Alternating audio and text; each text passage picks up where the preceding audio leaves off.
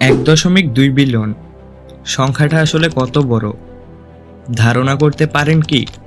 চলেন ছোট করে একটা এক্সাম্পল দিই। 10 লক্ষে হয় 1 মিলিয়ন, 100 মিলিয়নে হয় 1 বিলিয়ন। কি বিশাল না সংখ্যাটা? হ্যাঁ, 1.2 বিলিয়ন মানুষ ভয়ঙ্কর, বিপজ্জনক, ক্ষতিকর এবং ধ্বংসাত্মক এমন একটা নেশায় আটকে আছে যেখান থেকে বের হওয়া একদমই অসম্ভব। সাল 2013, পাবেল সুপ নামের এক ভদ্রলোক ফাস্ট, সিকিউর, ফ্রি এই স্লোগানে মার্কেটে লঞ্চ করেন টেলিগ্রাম নামক একটি অ্যাপ, আর যেটার সাথে আপনি নিশ্চয়ই খুব ভালোভাবেই পরিচিত। সে থেকেই পরের কয়েক বছর টেলিগ্রাম ছিল শুধুমাত্র একটি যোগাযোগের মাধ্যম হিসেবে, কিন্তু ধীরে ধীরে এটা হয়ে ওঠে রমরমা এক যৌন ব্যবসার মাধ্যম হিসেবে, যা ছোটখাটো পর্ন ইন্ডাস্ট্রির চেয়েও কম নয়। নিজের গার্লফ্রেন্ডের ছবি বা ভিডিও আদান প্রদান হচ্ছে অন্য কারো ছবি বা ভিডিওর মাধ্যমে। তাই আপনাকে একটা প্রশ্ন করি, আপনার পরিবারের সদস্যরা কি আপনার কাছে নিরাপদ? আজকের এই ভিডিওতে আমরা উন্মোচন করব টেলিগ্রামের সেই বর্বরতা এবং সহিংসতার চক্রতে মোড়ানো টেলিগ্রামের কিছু ডার্ক ইফেক্ট সম্পর্কে। তাই ভিডিওটি শেষ পর্যন্ত দেখুন। মার্ক জাকারবার্গকে তো আপনি নিশ্চয়ই চিনেন, যিনি ফেসবুকের প্রতিষ্ঠাতা। কিন্তু আমাদের বাংলাদেশে একটি মানুষ নামের অমানুষ রয়েছে, যার নাম হচ্ছে মার্ক জাকারবার্গ। চলুন এই মার্ক জাকারবার্গ সম্পর্কে কিছু তথ্য জেনে আসি। কিন্তু এর আগে আপনাদের একটা বাস্তব ঘটনা শোনাই। টেলিগ্রামে একটা নতুন নোটিফিকেশন এসেছে। অর্ণবের চোখে আনন্দের ঝিলিক, কারণ কিছুদিন আগেই সে মার্ক জাকারবার্গ নামক আইডি থেকে 1000 টাকা দিয়ে নোটসের সাবস্ক্রিপশন নিয়েছে। ইদানিং তার দিনকাল বেশ ভালোই চলছে। রোগের মতো ছড়িয়ে পড়েছে এই নোংরা কন্টেন্ট দেখা আর বন্ধু বান্ধবের মাঝে শেয়ার করা হাজার হাজার মেয়ের গোপন ছবি আর ভিডিও। অর্ণব নোটিফিকেশন অন করে রেখেছে গরম গরম নতুন ভিডিও দেখবে বলে, কিন্তু এবার যা সে দেখলো তাতে ওর মাথায় যেন আকাশ ভেঙে পড়ল। সে দেখতে পেল কারা যেন তার বোনের ছবি তুলে গ্রুপে আপলোড করেছে। আর সবচেয়ে রহস্যের যে ব্যাপার হলো, সেই ছবিগুলোর বেশিরভাগই তোলা হয়েছে তার বোনের জানালার ফাঁক দিয়ে জুম করে।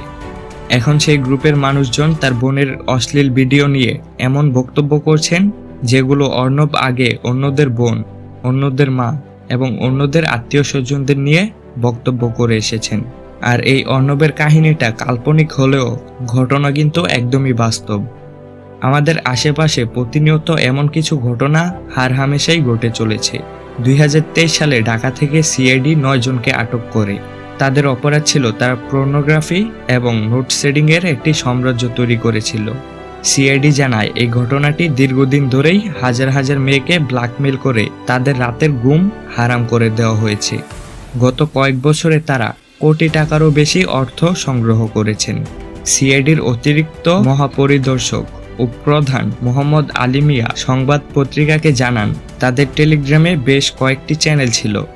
মধ্যপ্রাচ্যের দেশগুলো সিঙ্গাপুর, মালয়েশিয়া, পর্তুগাল, কানাডা, যুক্তরাজ্য এবং বাংলাদেশের লোকজন মাসে 1000 থেকে 2000 টাকা দিয়ে তাদের গ্রুপে সাবস্ক্রিপশন নিত। এই গ্রুপের মূল লিডার ছিল একজন ব্যক্তি যার নাম আবু সাইদ, আর টেলিগ্রামে ছদ্মনাম ব্যবহার করত যার নাম মার্ক জাকারবার্গ। সিআইডির প্রধান আরো বলেন, তার ব্যাংক অ্যাকাউন্টে কোটি কোটি টাকার লেনদেনের প্রমাণ পাওয়া গেছে। তার বিভিন্ন টেলিগ্রাম চ্যানেলে প্রায় 4 লাখ গ্রাহক রয়েছে এবং সেখান থেকে 20,000-এরও বেশি সংবেদনশীল ভিডিও উদ্ধার করা হয়েছে। আর সেখানে সর্বমোট কন্টেন্টের হিসাব ছিল প্রায় 30,000। এই ছিল মার্ক জাকারবার্গের কাহিনী।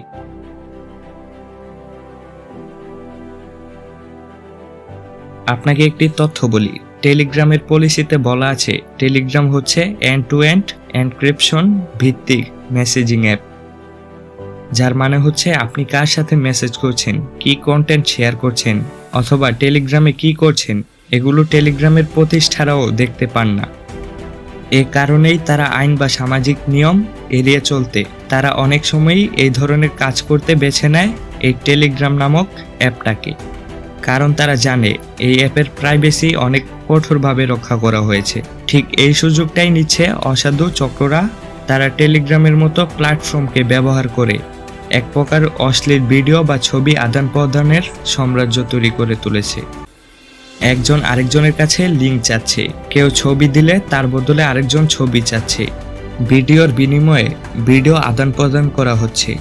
এভাবেই তারা প্রতিনিয়ত এক ধরনের অনৈতিক কাজ চালিয়ে যাচ্ছে। সবশেষে ধরতেই হয় আমাদের এই জেনারেশনটা বলতে গেলে প্রায় 80%ই ধ্বংস হয়ে গিয়েছে, যা বলা যায় একরকম শেষের পথে।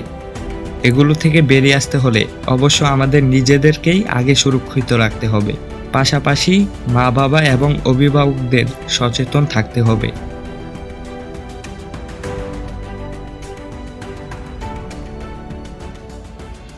আর যদি ভিডিওটি আপনার ভালো লাগে তাহলে অবশ্যই কমেন্ট করে জানাবেন আপনি ভিডিও থেকে কি শিখলেন।